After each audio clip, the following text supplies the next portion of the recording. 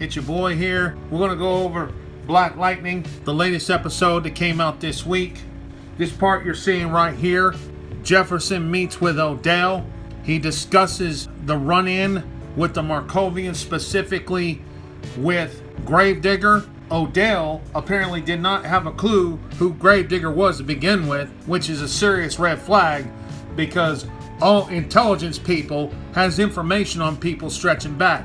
Later on, I will give you a breakdown of who Gravedigger really is. But the most important thing in this scene was the fact that Jefferson wanted assurances by the AFC that his family and his whole entire team, the Outsiders, is immune from any kind of liabilities or any duties tasked by the ASA. Dr. Stewart having withdrawals as she's preparing for dinner for the family. Interesting concept of this dialect. Snaps at her older daughter. She didn't mean to, it was unintentional, just the side effects of withdrawals. Leo having issues keeping Painkiller in the firewall.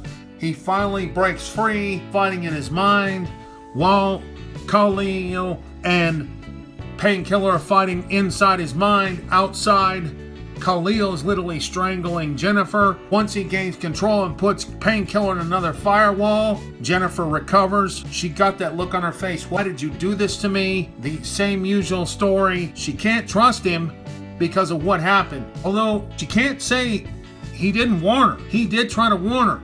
He claims he has control, but can she really trust him in the future? Meanwhile, we learn some secrets about Gamby.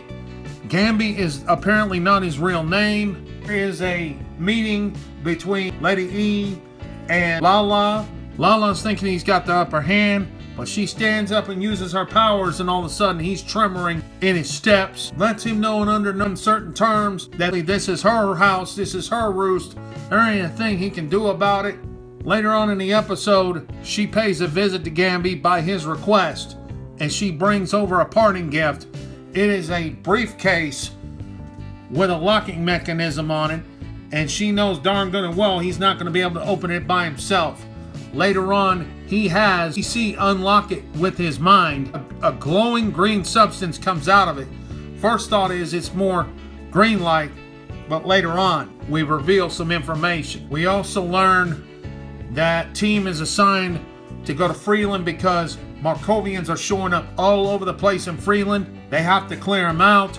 It's a crazy, very crazy episode. Up and down like a yo-yo. And then finally the last part. Gamby has to break down to Dr. Stewart and Jefferson what Gravedigger is. Gravedigger apparently is a project. And you see this in the background? This is an Easter egg involving James Bond kind of stuff.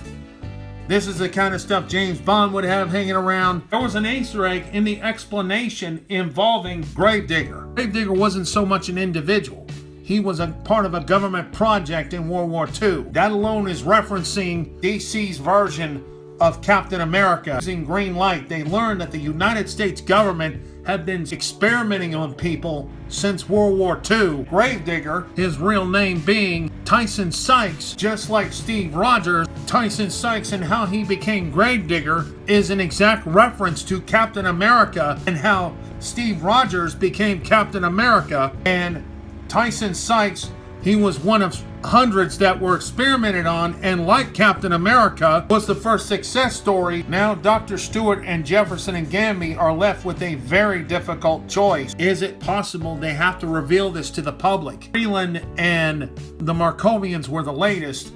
Now that Gravedigger leads the Markovians, how is Black Lightning, let alone the ASA, and the United States government going to have to out themselves with the idea that they have been performing government experiments on projects for super soldiers similar to Captain America? Only time is going to tell, folks. Critiques. Let me get down to those. My only two gripes about this whole episode was the first half of the episode, they kind of disappointed me a little bit. They focused on personal issues, PTSD. They were worried about Khalil and his quote-unquote issues with PTSD. I didn't understand the logic of that one because that's beyond the norm of problems as far as with PTSD. The second one involved the addiction of and how that's going to play out. Also, there were two different references connecting not just to one particular character, but two different characters in Marvel Comics. I told you the first one earlier involving Tyson Sykes and how, in a way, he was kind of like a super soldier to fight the Nazis, just like Captain America was. When the family sat down and revealing their secrets and everything, the dinner scene did resemble, get this, it's as if in two different parts of Black Lightning, they were taking shots at Marvel. The dinner scene in Black Lightning resembled the dinner scene in Black Widow. You know how you had the head of the table, Red Guardian, and they also, in three different references, because they said the Markovians, which is more of a Russian organization, was also trying to come up with their own super soldier serum. Just like they did in Captain America and Black Widow, where Red Guardian is Black Widow's supposed father, he too was a Russian version of the super soldier. Tyson Sykes, according to Wikipedia, is the second African-American fictional character known to use the codename Gravedigger. He is a checkmate operative, a division of Task Force X, considering a Mr. Terrific, Alan Scott Green Lantern, and a couple of other characters. A fictional covert operations agency appearing in American comic books published by DC. The team first appeared in Action Comics number 598 and proceeded to have its own ongoing title, Checkmate. In the wake of events depicted, he is a checkmate operative whose field designation is Rock Alpha. Tyson gains specific telepathic abilities by injecting himself